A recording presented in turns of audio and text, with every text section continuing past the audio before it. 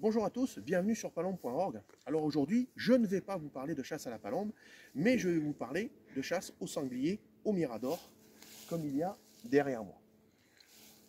Chasser au mirador, c'est pas le fait de mettre un mirador et de prendre sa carabine et de monter, d'attendre, et puis s'il y a un animal de faire pampan, c'est pas comme ça que ça marche. Si on veut maximiser ses chances, il y a quand même un minimum de nettoyage à faire. Et là, j'ai apporté une perche avec une scie. Et vous allez vous rendre compte que la plupart des troncs ont des branches. Ben, ces branches-là, il faut les éliminer. Pourquoi il faut les éliminer? Parce que là, nous sommes en hiver, donc c'est facile de les voir, c'est facile de les éliminer, parce que quand on va être au mois de septembre ou au mois d'octobre, avant la chasse à la palombe, et qu'on va monter au mirador, eh bien, en fait, il y aura la feuille, et les feuilles à l'entrée de la nuit, comme on dit quand on est entre chien et loup, et bien qu'est-ce qui se passe? Ça vous fait de l'ombre. Et donc à partir de là, ça vous fait des zones où malheureusement vous ne pouvez pas tirer. Alors ça c'est le premier point, donc il faut de la lumière.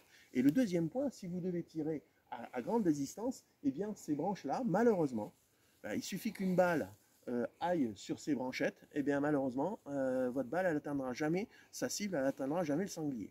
Donc du coup, il faut nettoyer, et il faut nettoyer petit à petit. Donc ça demande un peu d'huile de coude. Allez, on va commencer. On va commencer par celle-là.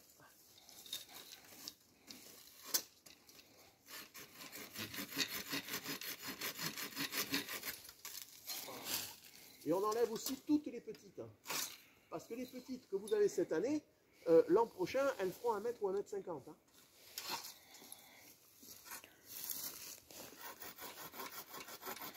Voilà.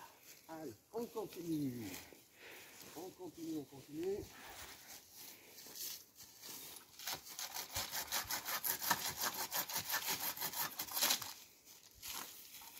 Tout ça, le fait de couper va apporter une certaine clarté.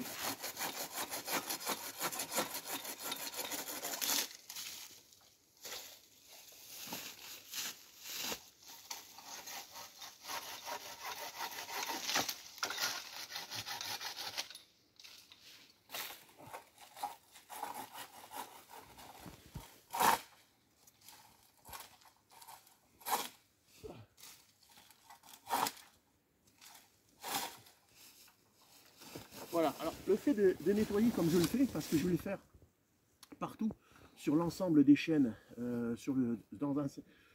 dans un rayon à peu près de 20 mètres autour du mirador, et peut-être qu'en deuxième partie, en fin d'hiver, j'augmenterai cette distance.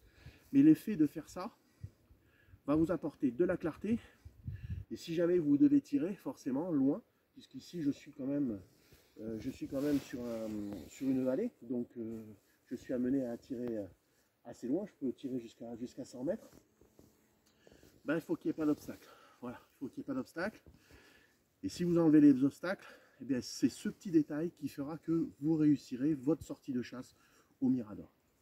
Donc comme je vous l'ai dit dès le départ, le mirador, ça demande du travail en amont.